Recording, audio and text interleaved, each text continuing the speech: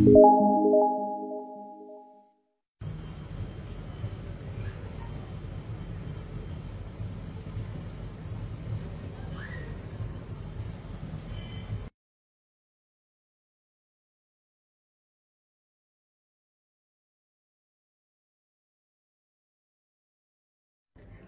merhabalar. Bu videomuzda sizlere kışlık hazırlığında altın öneriler sunacağım. İlk önce bamya bozukta salyalanmadan nasıl saklanmalı, nasıl hazırlanmalı diyerek videomuza başlıyorum. Öncelikle daha önce bamya yemeğini yaparken nasıl ayıklandığını göstermiş olduğumdan tekrar göstermeyeceğim. Ama detayları size anlatayım. Bamyamızı ilk önce tertemiz yıkıyoruz. Hiçbir ayıklama işlemi yapılmadan tertemiz yıkayıp kalemtıraş soyacağı gibi şu şekilde kenarlarından iyice kesiyorum üst kısmını. Kesinlikle bu ayıklamayı yaptıktan sonra su değdirmeyin. Çünkü su değdirirseniz eğer bamya salyalanma yapar. Şimdi ben bunu nasıl salyalanmadan buzlukta saklayabiliriz? Kışın nasıl bunu tüketebiliriz? Onu çekmek istiyorum.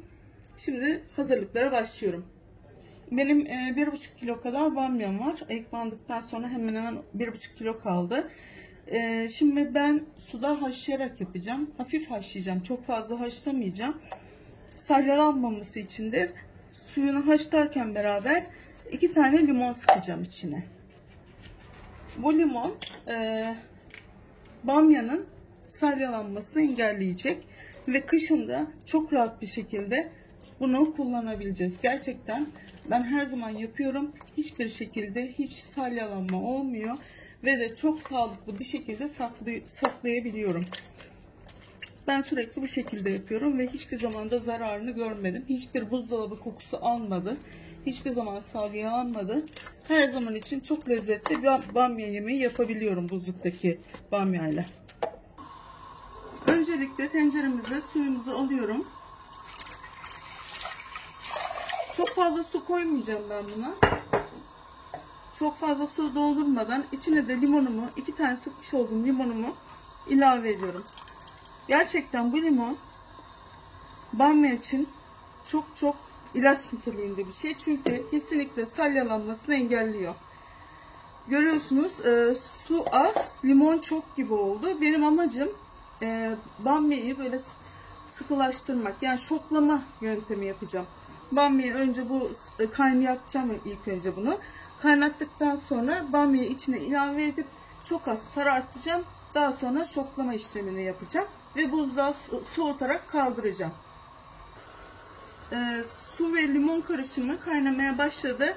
Kaynamaya başladığı için ben hemen içine bamyalarımı ilave edeceğim. Azar azar ilave etmek istiyorum ben.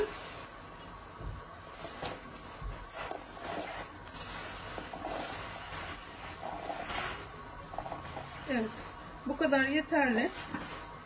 Şimdi karıştırayım tahta kaşıkla.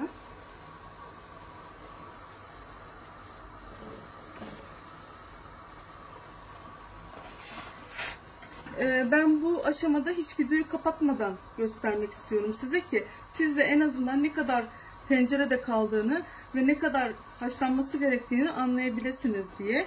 Özellikle bu şekilde biraz karıştırıyorum ve biraz kaynamasını bekleyeceğim.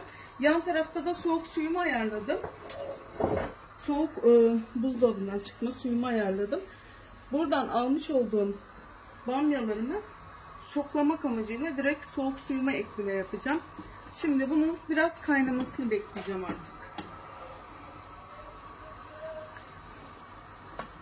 Ben diğer aşamayı da yaptım. Bir çeşidi daha var. Buzdolabına koymanın bir çeşidi daha var. Onu da domatesle, zeytinyağı ile beraber limonla, koruk varsa korukla beraber kavurarak yapıp dışarıda soğutarak buzdolabına koyabilirsiniz. Bu da bir buzdolabına koyma çeşidi. Fakat ben onu da denedim. Şöyle bir durum oluştu. Buzdolabında dururken bazı diğer eşyalar buzlukta dururken diğer eşyalar dokunduğu için poşet yırtıldı. Poşet yırtılınca buzdolabının yağlı, içindeki yağ ve domates sosu bu sefer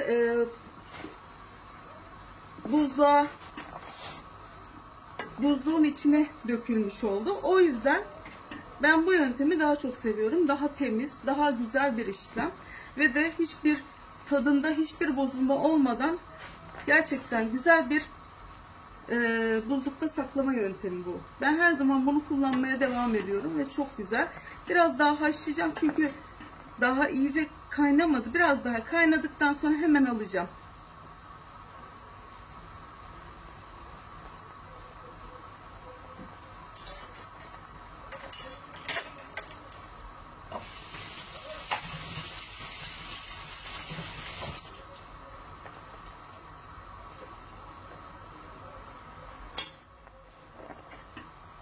Görüyorsunuz gerçekten şu anda olmaya başladılar.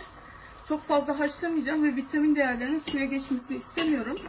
Önemli olan şoklama işlemi yapabilmem için bu işlemi mutlaka yapmam gerekiyor. Bir 5 dakika en azından kaynayan suyun içinde bırakın. Ondan sonra alacağım.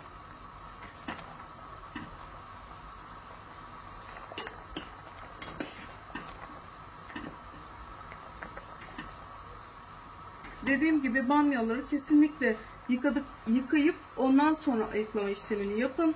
Eğer ayıkladıktan sonra yıkarsanız salyalanma yapar.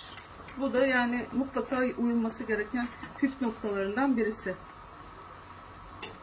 Evet, bu kadar yeterli. Ben şimdi bunun soğuk suyunu alacağım. Görüyorsunuz. Şimdi soğuk suya girince nasıl olduğunu da göreceksiniz.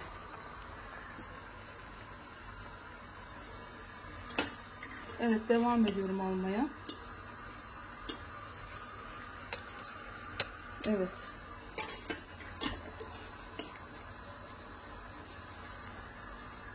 Biraz dursun bunun içinde. Daha sonra ben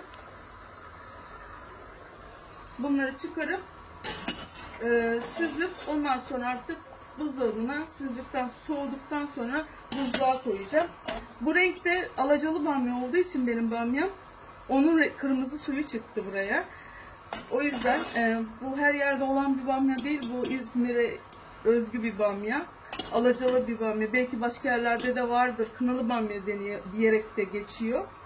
Gerçekten çok lezzetli bir bamya. Bilmiyorum her yerde var mı yok mu gerçekten bilmiyorum ama Bornova bamyası diye satılıyor bizim İzmir'de. Şimdi ben diğer parça bamyalarımı da ekliyorum suyun içine.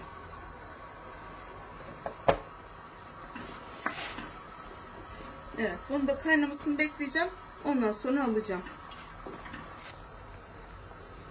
Bamyalarımız olmaya devam ediyor ikinciyi koyduğumda. Şimdi onları ben çıkaracağım. Gene soğuk suyumun içine hemen ilave edeceğim.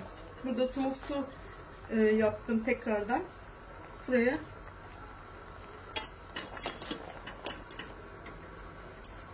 evet, görüyorsunuz rengi nasıl değişiyor. Gerçekten çok güzel.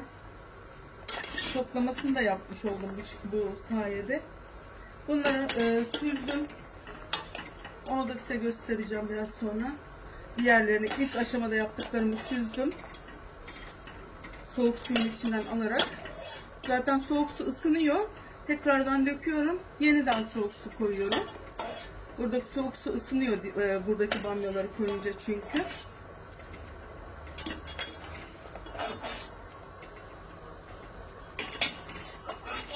Kıpkırmızı bir suyu çıktı. Hatta bu suyu isterseniz kullanabilirsiniz, içebilirsiniz de. Bu çünkü gerçekten çok sağlıklı bir su oluşuyor. Çünkü içinde limon suyu var. Aynı zamanda da bamyanın kendi öz suyu var. Şimdi tekrardan az kaldı bamyam artık. Sonunu ilave ediyorum.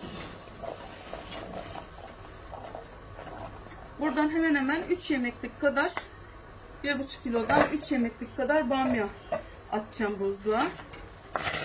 Evet.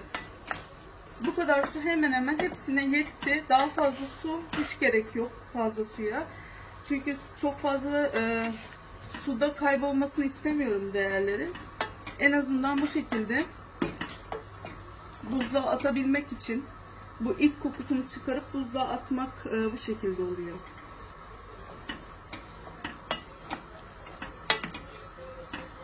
Tamam, bırakıyorum, artık kaynamasını bekleyeceğim.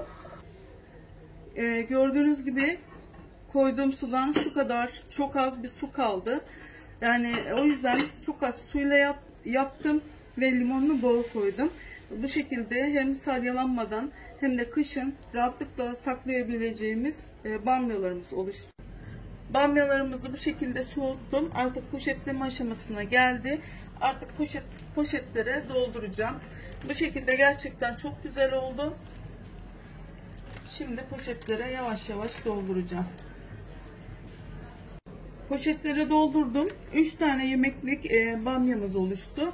Gerçekten hepsi tam tamına ölçülü gibi. Hemen hemen yarımşar kilo bamya var bir paketin içinde. Hepsi de çok güzel gözüküyorlar şu anda zaten. İnşallah kışın tatlı tatlı Allah yedirmeyi nasip eder. Siz de bu şekilde yapıp buzluğunuza koyabilirsiniz. Hem bu şekilde hem yer kaplamıyor. İncelterek bu şekilde koyarsanız buzlukta da yer kaplamaz.